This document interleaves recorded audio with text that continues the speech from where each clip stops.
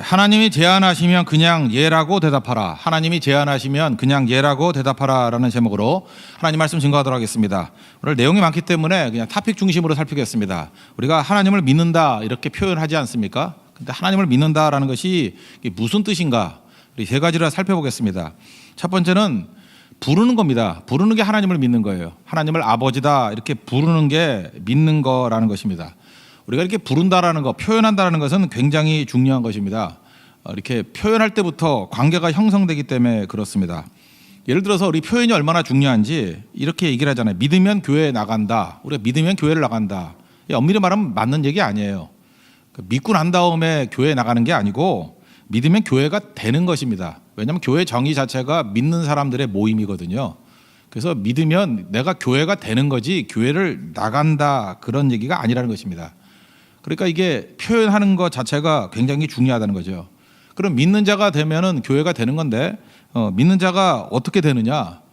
믿는 자가 되는 출발이 뭐냐면 이게 부르는 겁니다. 하나님을 아버지라고 부를 때부터 관계가 형성되기 시작한다는 것입니다. 우리 아이가 태어났습니다. 제일 먼저 하는 일이 뭐죠?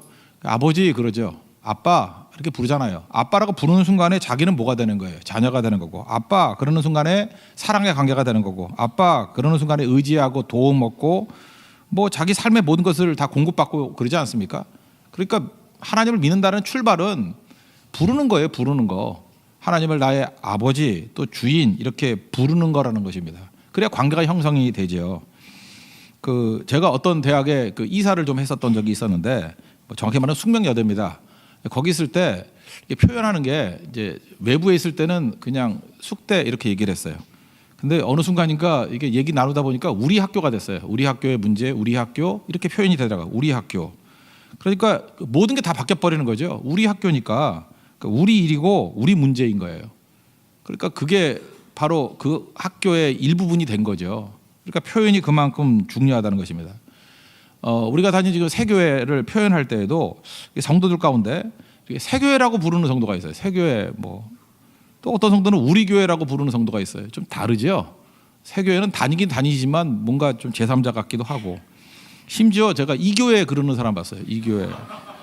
또 어떤 사람 심지어 또 이런 교회 이런 사람 도대체 뭐가 자는 건지 모르겠어요. 그죠? 그렇게 다르죠. 이게 온도가 언어의 온도라는 말도 있는데 이 온도가 이게 다르다는 것입니다. 그래서 우리가 믿는다는 것은 하나님을 부르는 것부터 시작되는 거예요. 부를 때부터 관계가 형성이 됩니다. 그러니까 하나님을 아버지라고 부르잖아요. 그럼 자녀가 된 거고, 주님이라고 부르잖아요. 그럼 주인 되고 우리는 종 된 거고, 인도자 이렇게 부르면 우리는 그 길을 따르는 자들이 되는 거 아니겠습니까? 다윗 같으면은 시편 23편에서 여호와는 나의 목자시니 내게 부족함이 없으리로다. 그러니까 목자가 리더라는 개념이라 그랬죠. 그러니까 따라간다 그런 뜻이 있다라는 것입니다.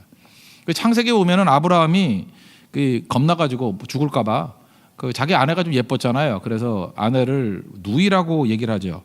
이건 아무것도 아닌 문제가 아니라 사실은 굉장히 심각한 문제라는 거죠. 왜냐하면 누이라고 부르는 순간에 아무것도 아닌 존재가 되잖아요. 옆에 있는 사람이 누구냐 그러면 안 합니다. 그래야지 남편이 되는 거죠. 그거는 친구를 안 붙였다 정도에 끝나는 게 아니라 관계 자체가 다 깨져 버린다는 것입니다. 여러분 옆에 남자가 같이 다니는데 누구세요? 그러면 아저씨예요. 이러면 안 되죠. 남편이에요. 그래야지 아내가 되는 거지.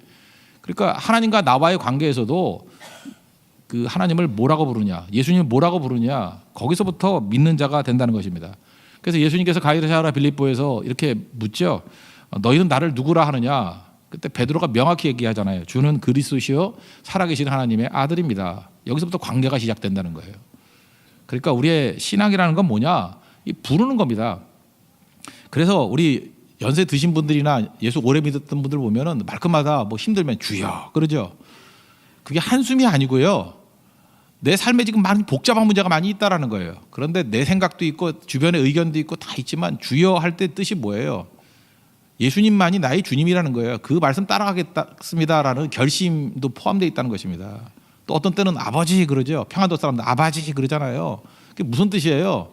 세상의 도움이 아니라는 거예요. 하나님이 내 아버지시기 때문에 내게 공급해 주시고 나를 보호해 주시고 나를 인도해 달라는 고백입니다. 누구든지 주의 이름을 부르는 자는 구원을 얻는다 그랬잖아요. 그러니까 여러분에게 주여가 있어야 되고 아버지가 있어야 되고 예수님이 나의 구주라는 고백이 있어야 되고 이렇게 부름이 있어야 모든 것들이 회복이 되기 시작한다라는 것입니다. 여러분 아이 낳고 난 다음에도 부모로서 제일 기쁠 때가 뭐예요? 아빠, 엄마 이거 부를 때 예를 들어서 아빠 그럴 때 그 아빠라는 말 속에 온 존재의 무게가 느껴지는 행복을 느끼죠. 이렇게 뭐 세상 다 얻은 것 같잖아요. 아빠 그럴 때, 엄마 그럴 때. 그 어린아이가 뭐 가지고 있는 무기가 뭐 있습니까? 아무것도 없죠. 아빠가 세상에서 제일 좋아. 그 한마디면 최고 행복을 느끼는 거 아니에요? 우리도 하나님 앞에 믿는 자로서 출발이 뭐냐면요. 하나님이 나의 아버지십니다. 그리고 난 하나님이 제일 좋아요. 하나님밖에 없어요. 그게 바로 주밖에 없사오니 그런 표현 아니에요? 그게 믿는 자라는 것입니다. 반드시 고백이 있어야 된다는 거예요. 아브라함이 하나님께 부르심을 입고 난 다음에 창세기 12장 8절에 보니까 단을 쌓고 제단을 쌓고 거기에 내용이 이렇게 되어 있습니다. 여호와께 제단을 쌓고 여호와의 이름을 부르더니 하나님 이름 부른 게 믿는 자의 시작이라는 거예요. 창세기 12장이 믿음의 출발 아니에요. 이 믿음의 조상인 아브라함이 했던 일이 뭐냐면 하나님 불렀다라는 거예요. 이름 불렀다라는 거예요. 그때부터 관계가 형성되고 모든 게 다 변화가 됐다는 거죠.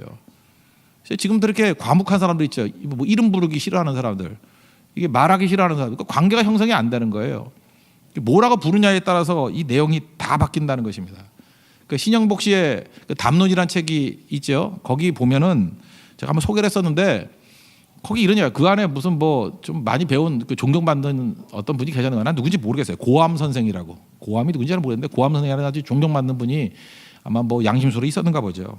근데 거기 죄수들끼리는 이렇게 수임 번호로 부른답니다. 뭐 100번, 102번, 103번 이런 식으로 이렇게 부르는데 하루는 이 고암 선생이 그 어떤 청년에게 물었다라는 거예요. 자네 이름이 뭔가? 그랬더니 그 청년이 이름은 왜 물으십니까? 하면서 뭐 좀 속된 말로 하대. 쪽팔리게 왜 물으십니까? 뭐 그렇게 얘기하더란 거예요. 근데 하도 어른이 물으니까 다시 물었대요. 이름이 뭔가? 그랬더니 그 책에 나오기로는 응일이래. 응일입니다. 그랬더니 한 번 더 묻더라는 거예요. 거기서 일자가 한일자냐 하나라는 일자냐? 그랬더니 네 맞습니다. 그랬더니 돌이키면서 한숨 쉬면서 이렇게 얘기하더라는 거예요. 혼잣말로 네 집 큰아들이 징역 와서 고생하는구먼. 네 집 큰아들이 징역 와서 고생하는구먼. 그러시더라는 거예요. 왜냐하면 옛날에는요 아이들 그 첫 아들 낳으면은 한일자 많이 붙였어요. 그래서 김정일 장남이잖아요, 그죠? 우리 집안도 보면 태일, 황태일 그런 장남이고 영일이, 진영일 그러면 장남이에요, 그죠? 진짜 그랬어요. 장남하면 일자 다 붙였어요. 저도 사실 장남이기 때문에 병일이라고 붙여야 되는데 이제 그렇게 안 붙인 거죠. 일자를 붙였다고. 그러니까 맞은 거죠. 그런데 유심히 봤더니 그 청년이 그날 밤에 한숨도 못 자더라는 거예요. 그렇게 시시낙낙하던 사람이 한숨도 못 자더라는 거예요. 왜 그래요? 네 집 장남이, 네 집 큰아들이 징역 가서 고생하는구먼. 그때 잊어버렸던 자기가 큰아들이라는 것이 생각이 난 거예요. 자기를 큰아들이라고 지금 부른 거잖아요. 불렀더니 큰아들이니까 아버지가 생각나고, 큰아들이니까 어머니가 생각나고, 큰아들이니까 동생이 생각나고, 형제 자매들이 생각이 나는 거예요. 관계를 불러내는 거죠. 그래서 한숨도 잠을 못 이루다라는 것입니다. 이 부른다는 게 이렇게 중요한 거예요. 뭐라고 부르느냐, 여기서 관계가 다 형성되는 거거든요. 교회 안에서도 마찬가지입니다. 교회 안에서 사실 여기서는 뭐 너무 이렇게 분위기 안 좋은 관계로 가면 안 되겠잖아요. 뭐 이렇게 연애 감정으로 다 간다 그러면 교회가 힘들어지겠죠. 그래서 디모데전서 5장 2절에 보니까 이렇게 얘기가 나와요. 늙은 여자를 보면은 어머니 같이 대하고 젊은 여자를 보면은 깨끗한 마음으로 이렇게 자매들, 자기 자매 있잖아요. 형제 자매 대하시 대하라고. 이 얘기를 또 확대하면 무슨 얘기예요? 늙은 남자를 보면은 아버지 대하듯이 가고, 그 다음에 젊은 남자를 대할 때는 그냥 형제 같이 대하라. 이게 성경 말씀이라고요. 그래서 교회 안에서는 우리가 친구를 어떻게 부르죠? 누구누구 씨 이렇게 안 부르고 형제, 자매 이렇게 부르잖아요. 이유가 무엇입니까? 주 안에서 한 가족이 됐다라는 거예요. 그러니까 그 칭호 속에 이 관계와 메시지가 다 숨겨져 있다라는 것입니다. 그러니까 우리가 어떻게 부르느냐, 이건 굉장히 중요하다는 거예요. 우리가 넘어지고 깨져 있을 때 하나님께서 우리를 부를 때 너는 내 아들이다, 딸이다 이렇게 부르잖아요. 이사야 43장 1절 후반부에 보니까 막 두려워하고 있어요. 이스라엘 백성들이. 너는 두려워하지 말라. 내가 너를 구속하였고 내가 너를 지명하여 불렀나니 너는 내 것이라, 내 아들이라, 내 딸이라 이렇게 불러주셨다는 것입니다. 그러니까 살아나게 되는 거죠. 어떤 광고 카피를 보니까 이렇게 나오대요. 음악은 3번 태어난답니다.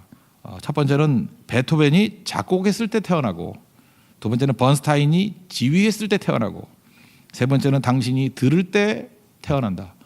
이게 무슨 얘기예요? 들어줬다는 게 불러주는 거죠. 그 음악을 불러주는 거. 그래도 태어나는 거죠. 그게 부르지 않는 게 무슨 노래겠어요. 그게 중요한 거겠죠. 그러므로 믿음이라는 건 뭐냐 하면 매번 하나님을 부르는 거예요. 아버지라고 부르고 예수님을 부르는 거예요. 주님이라고 부르고 예수님을 나의 인도자라고 부르고 목자라고 부르고 여러분 항상 주의 이름을 부르는 종들 되기를 바랍니다. 그때 구원의 역사가 나타나요.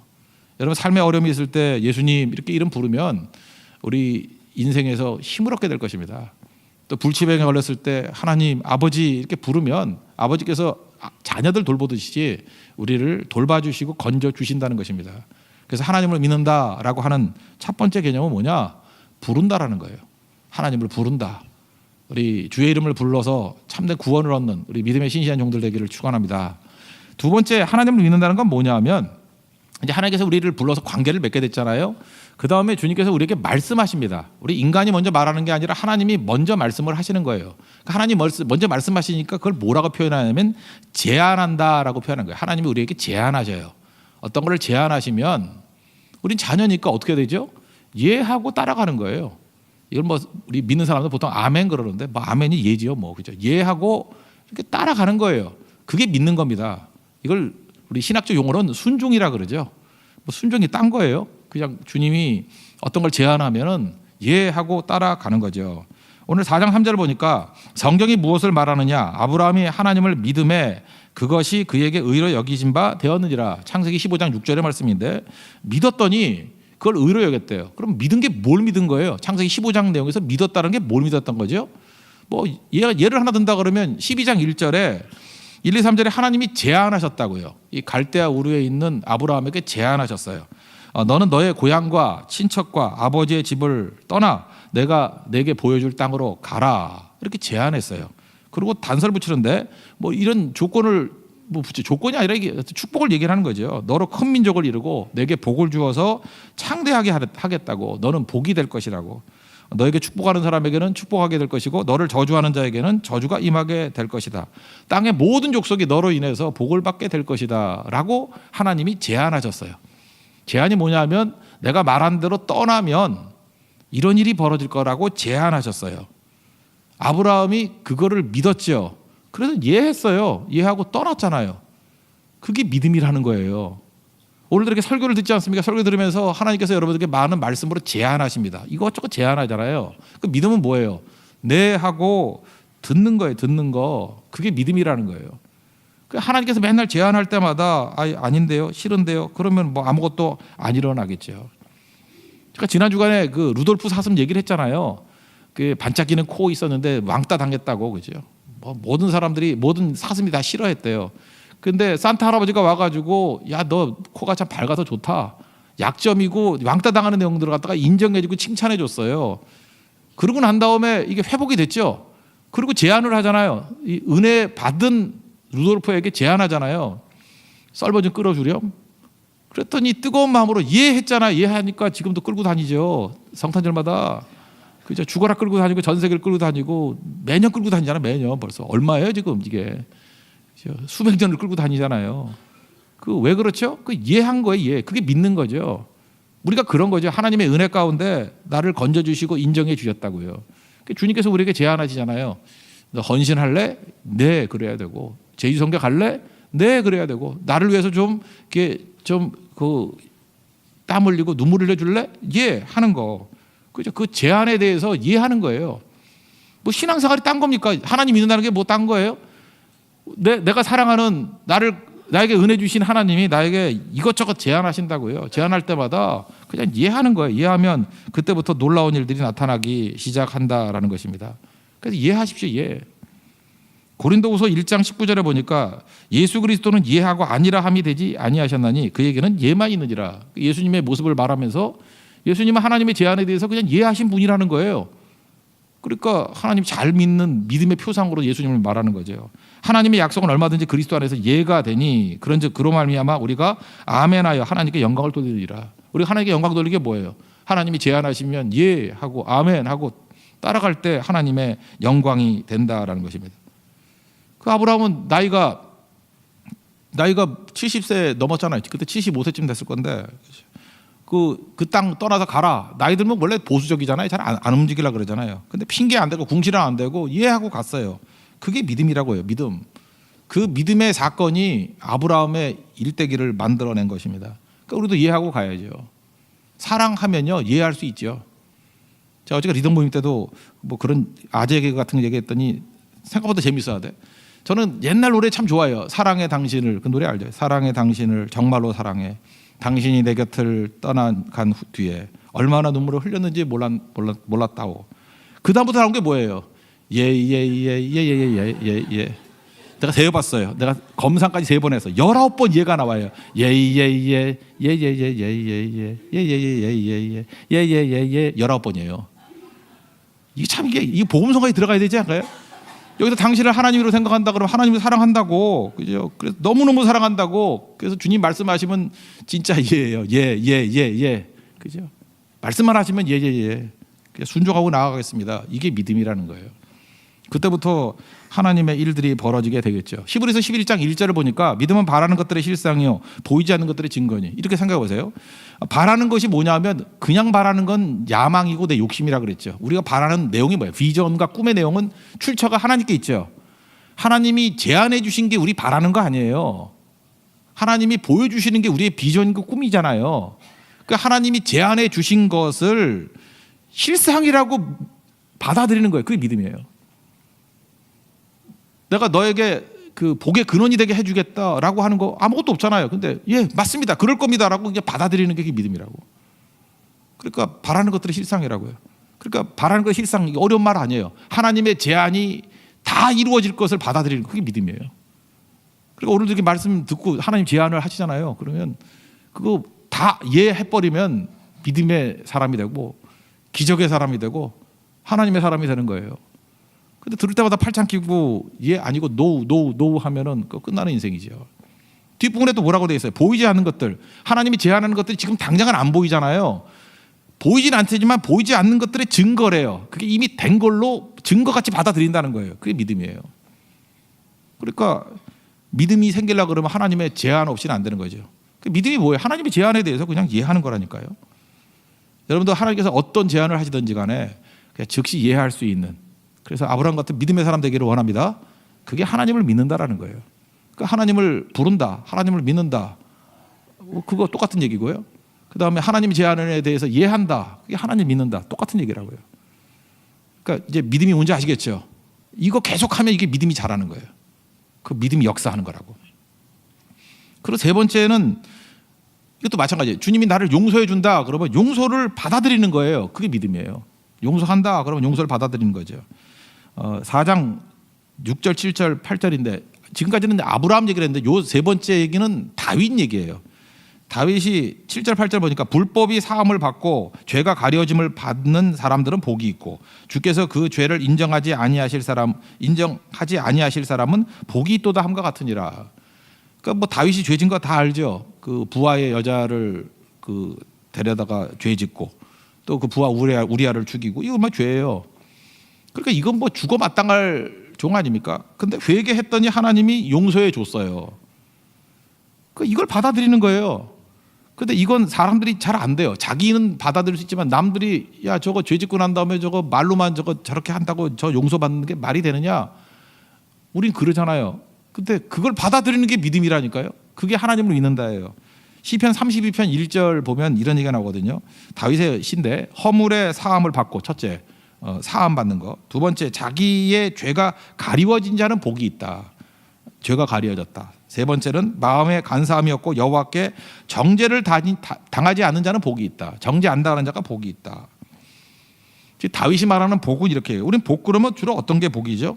뭐 높은 지위에 올라가고 돈 많이 벌고 뭐 멋진 남자나 여자하고 결혼하고 뭐 이런 걸 복이라고 그러지 않습니까?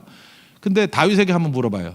가장 큰 복이 뭡니까? 그러면 용서받는 복이다, 이렇게 얘기를 해요. 왜 용서받기 이전에 그의 삶의 영혼의 상태가 얼마나 피폐했느냐 하면 시편 32편 3절 4절 5절을 보니까 종일 신음했대요. 내 뼈가 쇠했대요. 주야로 주님께서 눌러서 내 진액이 다 빠져버렸대요. 그런데 5절에 보니까 내 허물을 여호와께 자복하리라 하고, 하나님이 자복하라 그래서 자복했어요.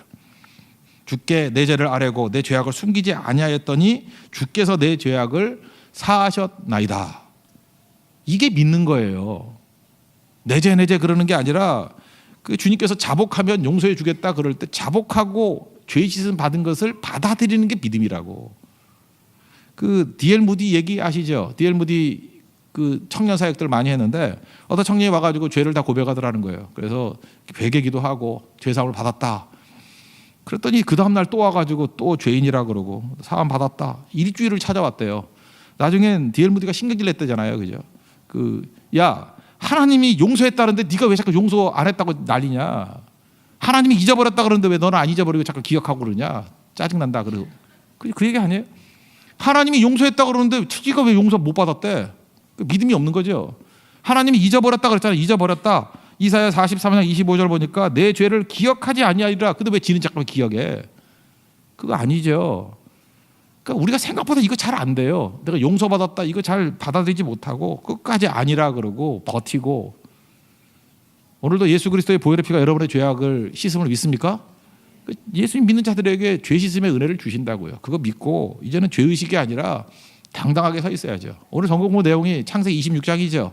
거기 보면 이삭이 아버지하고 똑같이 또 뭐 아내를 또 그 뭐 두이라고 속이는 장면이 나와요. 근데 그 다음에 좀 황당한 얘기가 나오는데 26장 12절 13절 보니까 농사를 지었더니 그 그랄 땅에서 농사를 지었더니 100배를 얻었고 여호와께서 복을 주시고 거부가 되었대요. 아니 이게 죄졌으면은 용서 정도로 끝나야지 이게 말이 되느냐? 왜 100배 축복을 줘요? 이게 믿음이기 때문에 그래요. 내 죄 사함을 갖다가 믿고 나아가면 하나님께서 그 죄만 용서해 줄 뿐만 아니라 더 풍성한 것으로 채워 주신다는 것입니다. 이걸 믿어야죠. 100배라는 게 뭐예요? 뭐 어마어마한 거죠. 100배.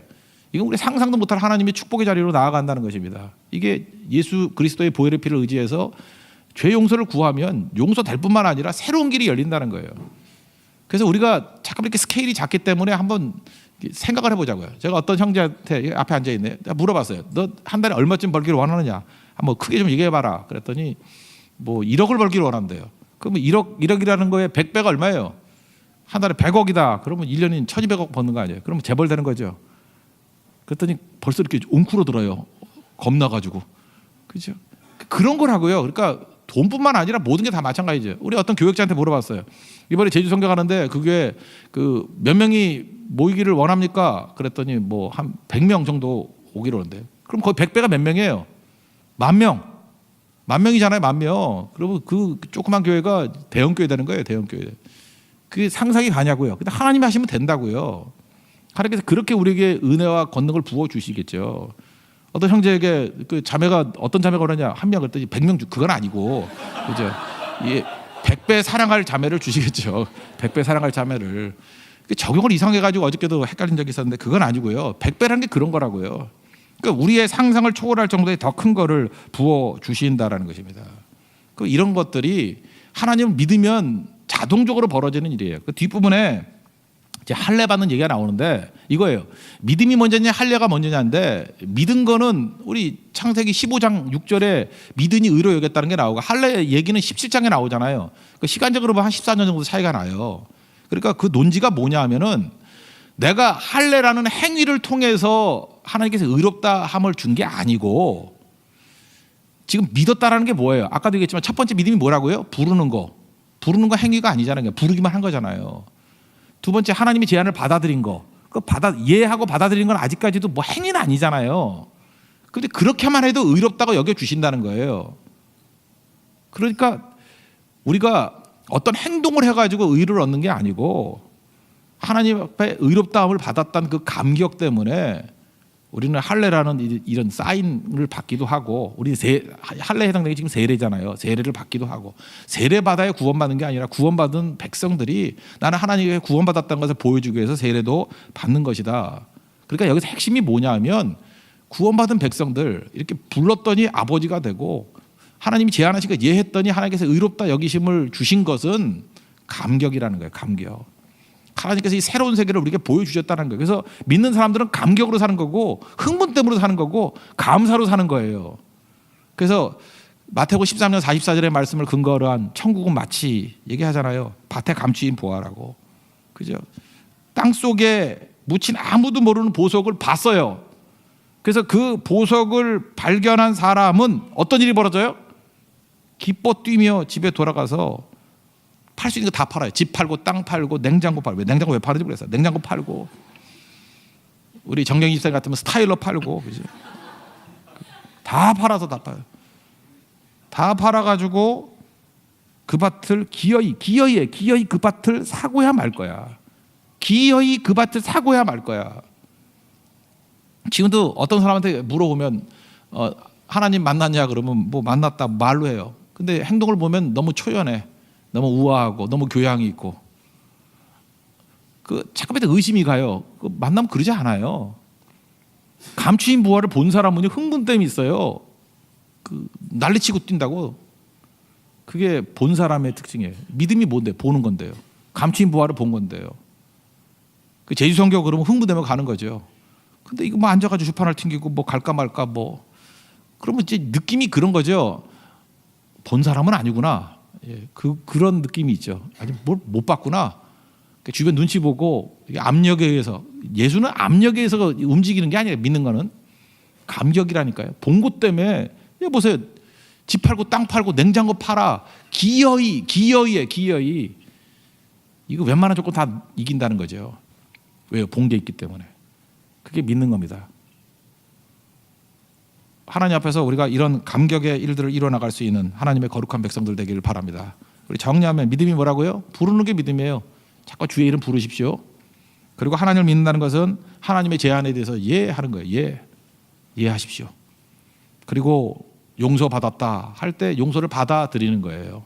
그죠? 그래서 이 감격이 있잖아요. 감격 속에서 감추인 부활을 발견한 사람 같이 흥분 때문에 살아가는 거, 이게 믿는 자의 삶이라는 것입니다. 그런 승리를 이루는 믿음의 종되기를 축원합니다. 모두 자리에 일어나겠습니다. 다시 한번 찬양하죠. 천국은 마치 밭에 감추인 부활 한번 찬양하고 기도하겠습니다.